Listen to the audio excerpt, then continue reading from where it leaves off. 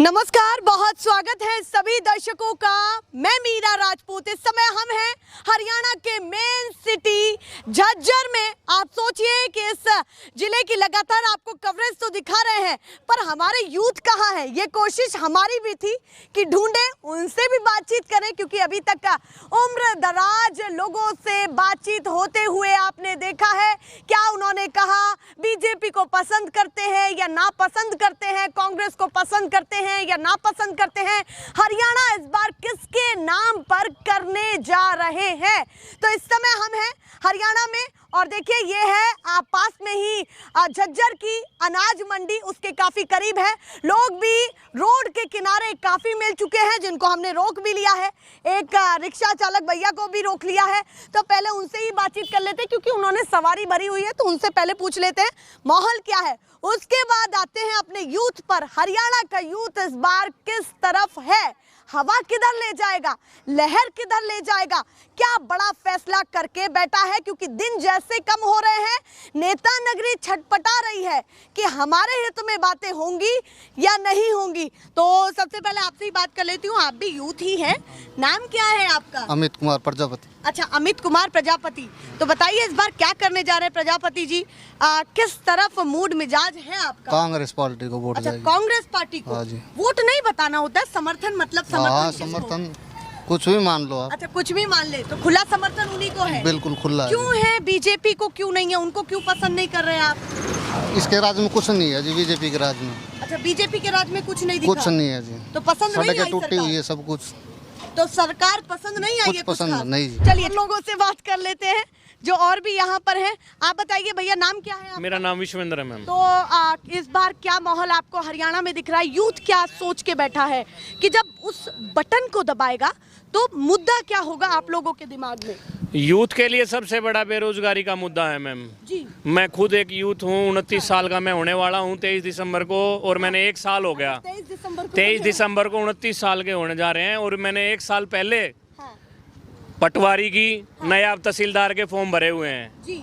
और आज तक आप ये बताइए कि वो पेपर कब होगा। मतलब रोजगार की तलाश अभी भी है? अभी भी है रोजगार की तलाश, बस फॉर्म का फीस इकट्ठे करने के लिए जुमलेबाज सरकार यही काम करती है और उनके पास कोई मुद्दा नहीं है जी। अच्छा, फॉर्म आपने कई भरे हुए? मैंने 1 साल पहले भर रखे, पटवारी का फॉर्म भर रखा है, नायब तहसीलदार का फॉर्म भर रखा है, घर पे रखे हैं और आज तक उनकी एग्जाम डेट नहीं आई है। एम्प्लॉयमेंट पर काम नहीं किया सरकार ने? कोई 1% भी कोई चांस नहीं। अब ये चुनाव नजदीक आ गए, चुनावी जुमला है कि हम तो 50,000 नौकरी दे देंगे, 1 लाख नौकरी दे देंगे। आचार संहिता लग चुकी है, आचार संहिता लगने के बाद एग्जाम कैसे करा देंगे?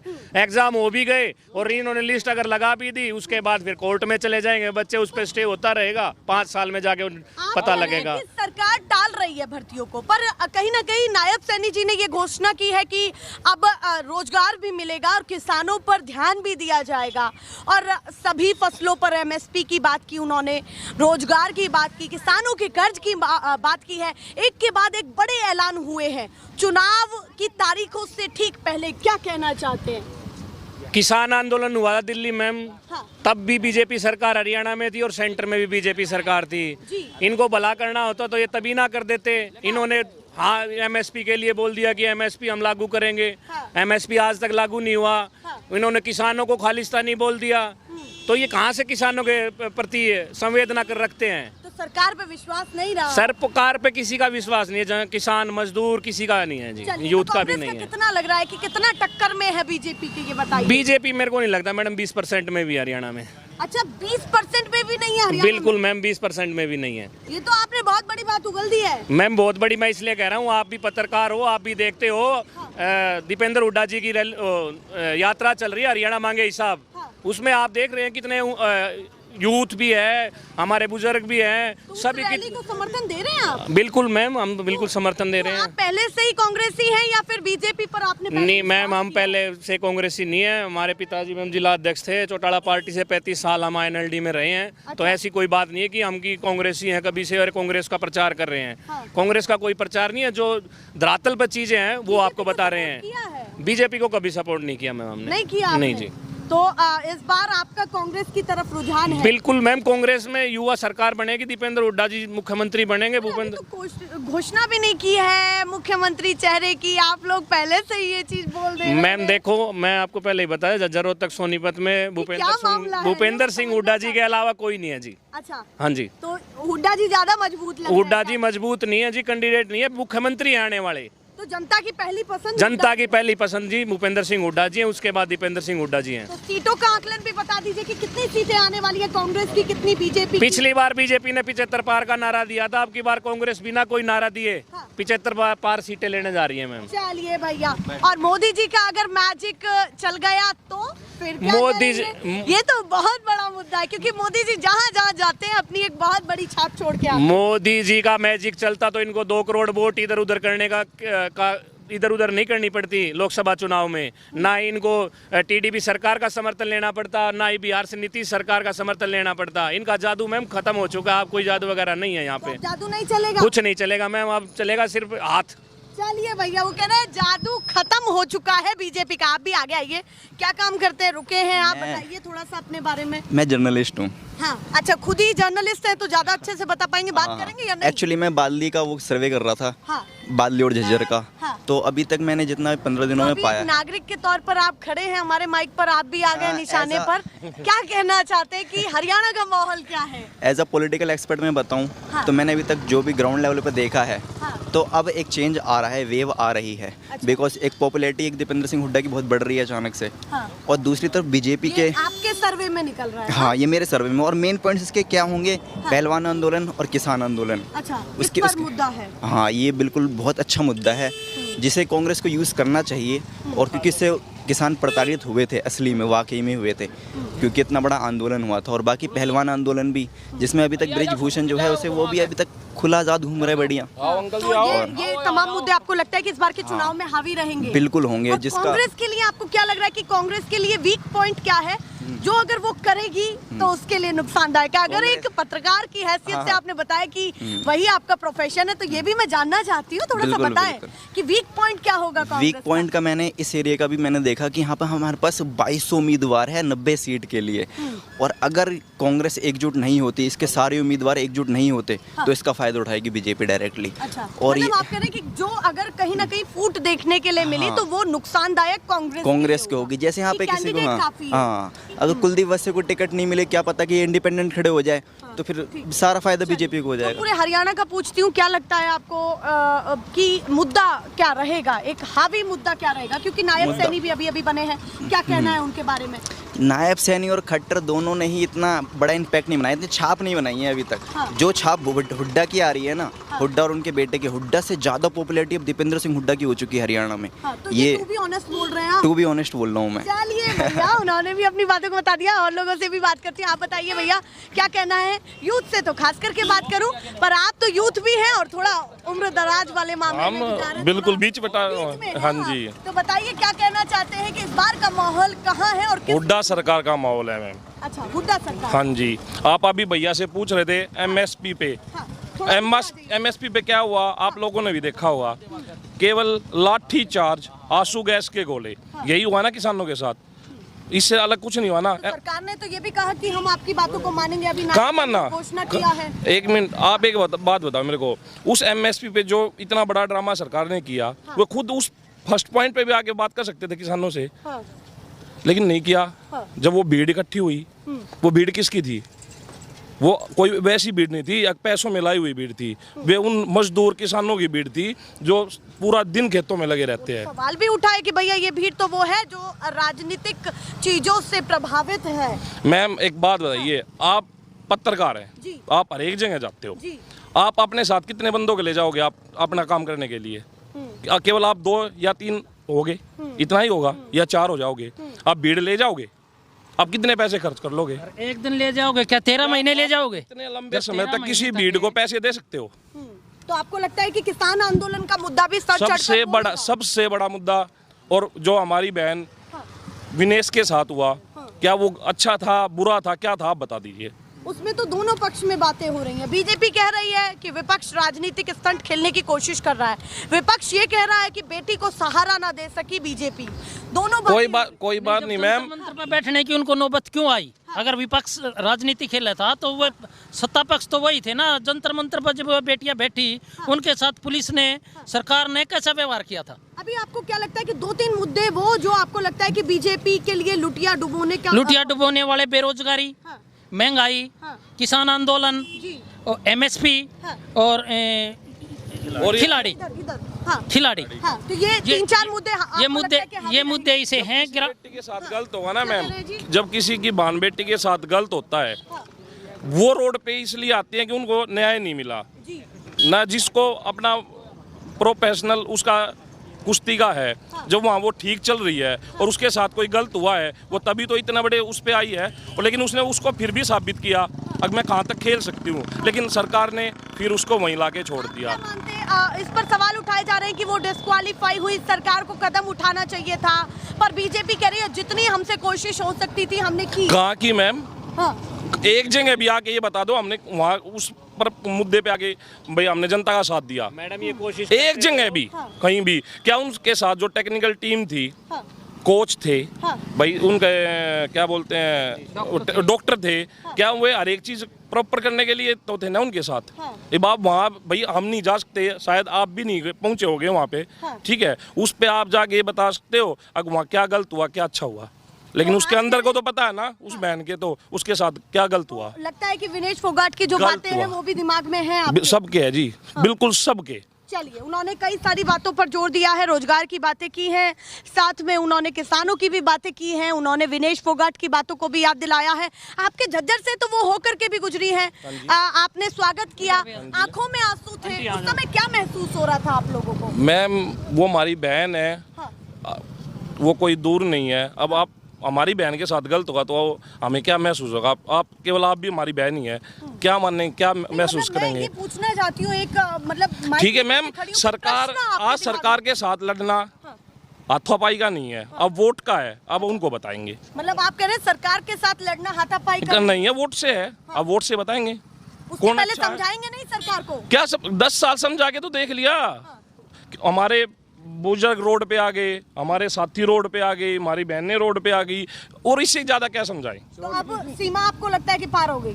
भर चुकी, पार से नहीं, वो लुटिया भर चुकी है पाप वाली। जमुना अब चोट लगेगी, वोट की लगेगी, अच्छा, चोट वोट की लगेगी। तो नाराज ज्यादा है सभी हैं, आप हमारे मेरे युवा भाई भी हैं, हमारे बुजुर्ग भी हैं, हमारी ताई जी भी हैं, किसी से पूरे हरियाणा प्रदेश की बातें हो रही हैं ये पूरे देश ठीक है। भैया वो तो बहुत ज्यादा नाराज हैं। आप बताइए, आप कहाँ जा रही थी? मैं अभी मंदिर होकर आई हूँ। अच्छा, मंदिर हो गया? हाँ जी, वॉक भी कर लेती हूँ, मंदिर भी हो आती हूँ। इस टाइम में दोनों काम कर लेती हाँ हैं? जी, 3 काम, गुरुजी भी हैं, अच्छा, गुरु तो गुरुजी के दर्शन कर लेते हैं। आपसे भी बात हो, मंदिर भी होके आ गई है, वॉक भी हो रही है, गुरुजी के दर्शन कर लिए, आशीर्वाद मिल गया, और कैमरे पर भी और कैमरे में भी आप लोगों से भी मुलाकात हो गई। तो अभी बताइए, थोड़ा चुनाव की चर्चा कर रहे थे, महिलाएं क्या सोच रही है हरियाणा की कि इस बार किस रुख में जाएंगी आप? ये जी अभी तक तो हम घर गृहस्थी में ही है। अच्छा, उसी में फंसे हुए हैं। उसी में फंसे हुए हम लोग। फिर भी तो थोड़ा तो पता होगा नहीं। बीजेपी या कांग्रेस कौन? बीजेपी ये कह रही हैं अभी तो। अच्छा, आप तो बीजेपी के? बीजेपी की है। क्यों कहना? ये जो मनीष बंसल है उसकी मौसी हूँ मैं। अच्छा, उनकी मौसी है। हाँ, क्यों? रिंकू अच्छा, बंसल। ये क्या लगता है कि बीजेपी ही क्यों? बस ये पुराने टाइम से बच्चे उसी में चलते आ रहे हैं। अच्छा, बच्चे वोट दे रहे हैं। हाँ। बीजेपी की तरफ है तो कुदरती माँ तो उसी की तरफ होगी। अच्छा, आप भी उधर ही हाँ चली जी, जाती हाँ हैं। जी। तो अगर चेहरा अगर बताया जाए कि जैसे नायब सैनी है और दीपेंद्र हुड्डा है, दोनों अगर आप आमने सामने हो, तो क्योंकि दीपेंद्र हुड्डा, उसने काम बहुत बेस्ट अब किया बताओ बहन जी। है। दीपेंद्र हुड्डा ने इतना बढ़िया काम किया है, उसके मुकाबले में आज से किसी ने नहीं किया झज्जर में। आप वैसे बीजेपी वैसे बीजेपी की तरफ से तो यूँ ना, बच्चे हैं मेरे, अच्छा, तो दोनों अब तो जैसे बच्चे नहीं है तो कुछ कह सकती हो। चलिए भैया, वो कह रही है बच्चे नहीं है तो कुछ कह सकती हूँ। वैसे आप दीपेंद्र को पसंद? हाँ, वैसे दीपेंद्र कामकाज भी करते नहीं, हैं वो बहुत नहीं? काम करते हैं। तो कांग्रेस की तरफ से चेहरा अच्छा है? हाँ, चेहरा बहुत अच्छा है। तो पसंद है वो? हाँ, हाँ, मेरे को तो चलिए बहुत भैया, ये पसंद। एक बहुत बड़ी बात उन नेताओं के लिए हो जाती है कि भाई बीजेपी समर्थित है, पर वो कांग्रेस के हरियाणा के चेहरे को भी पसंद करेंगे अगर वो हुए, क्योंकि रूमर ये फैल रहा है।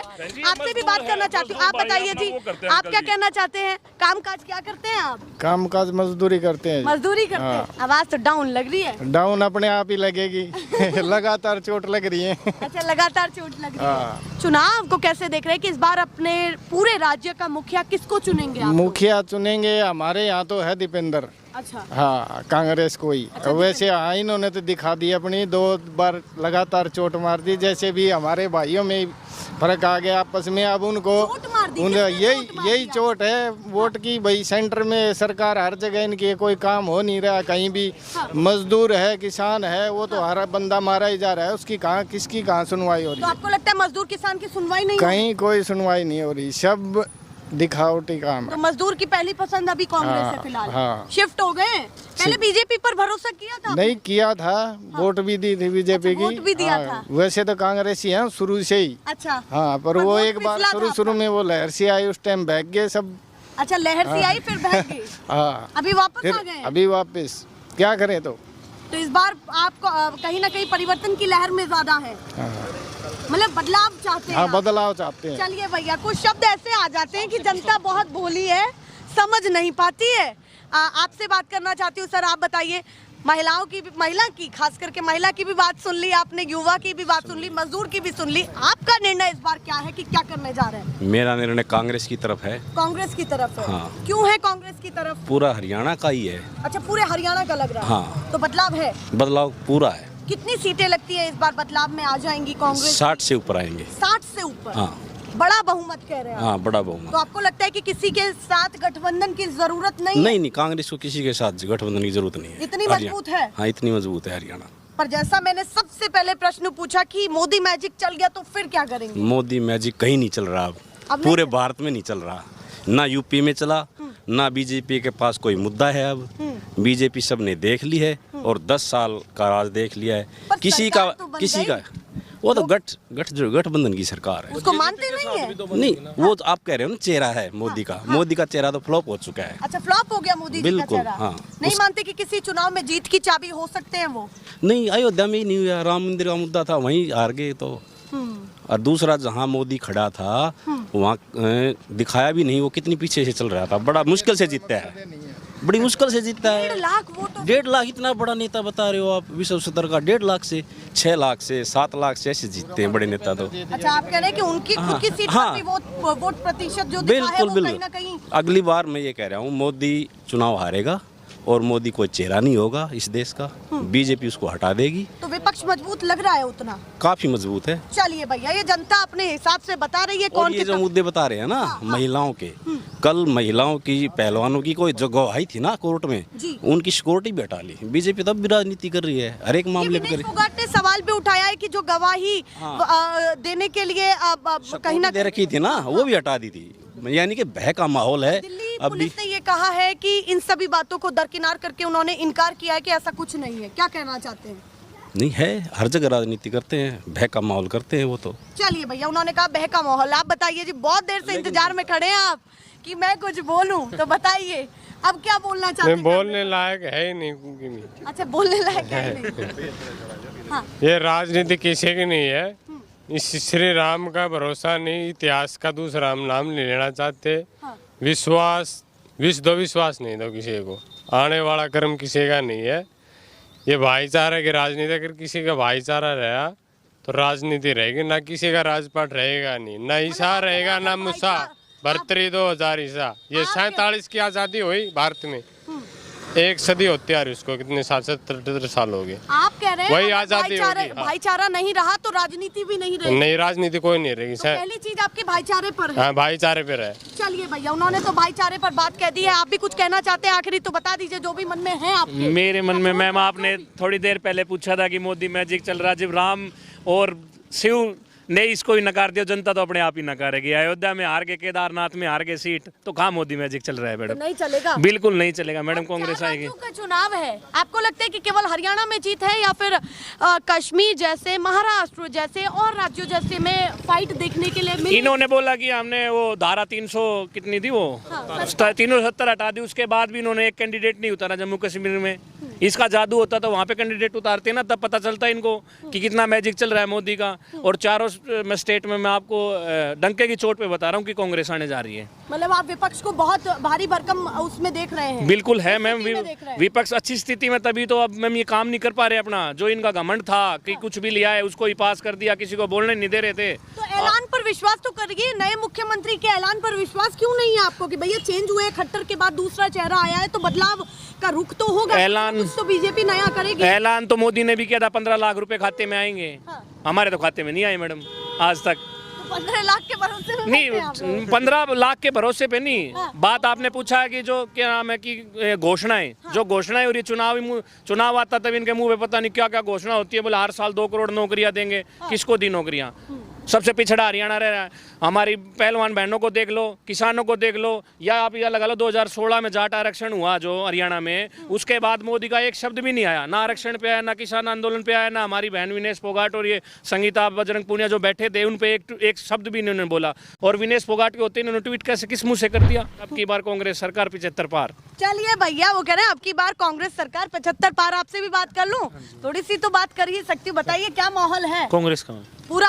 हाँ जी लग रहा है। हाँ जी। कितना लग रहा है कि वोट प्रतिशत कितना जाएगा इस बार कांग्रेस का? हाँ जी 80-90%। 80-90% जाएगा। हाँ जी हाँ जी लग रहा है। हाँ जी। और मुद्दा अगर 2-3 टिप्स पर पूछूं कि कौन कौन से हावी हैं?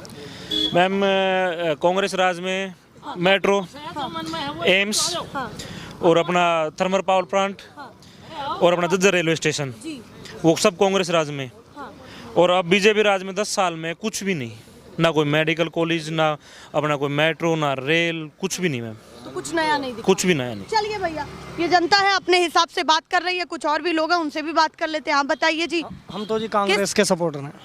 अच्छा, आते ही बोल दिया ये? बस सवाल ही नहीं पूछने नहीं, दिया सवाल पूछने की बात ही नहीं, हम तो कांग्रेस के सपोर्टर हैं। क्यों है सपोर्टर? बस ईमान लाए हुए हैं अपना कांग्रेस पे। अच्छा, क्यों इतना ज्यादा पसंद क्यों है? बीजेपी क्यों नहीं है? बस हम राहुल गांधी के फैन हैं। अच्छा, राहुल गांधी के फैन है? हाँ। क्यों राहुल गांधी के क्यों फैन है? लोग तो कहते हैं कि राहुल गांधी को तो इतना ट्रोल किया जाता है कि भैया उनके तो समर्थक भी ऐसे ही होंगे। नहीं, मेरी तो इतनी उम्र भी नहीं है, फिर भी मैं तो राहुल गांधी का फैन हूँ। अच्छा, आप युवा चेहरा राहुल गांधी को पसंद बस करते अपनी हैं? गर्दन कटा सकता हूँ, कांग्रेस के सिवा किसी को वोट ही नहीं दे सकता। अच्छा, इतनी बड़ी बात बोल और वोट कहीं और नहीं जाएगा? नहीं, कहीं और नहीं जाएगा। भैया बड़े समर्थक हैं आप। जी। काम क्या करते हैं आप? वेल्डिंग का। वेल्डिंग का काम करते हैं। हाँ। चलिए, उन्होंने अपना कामकाज भी बता दिया। भैया, कहीं ना कहीं जनता है जो कहीं ना कहीं किसी ना किसी नेता को बहुत दिल से चाहती है, अपनी बातों को कहना जानती है। ऐसे ही दिखाते रहेंगे। फिलहाल के लिए नमस्कार।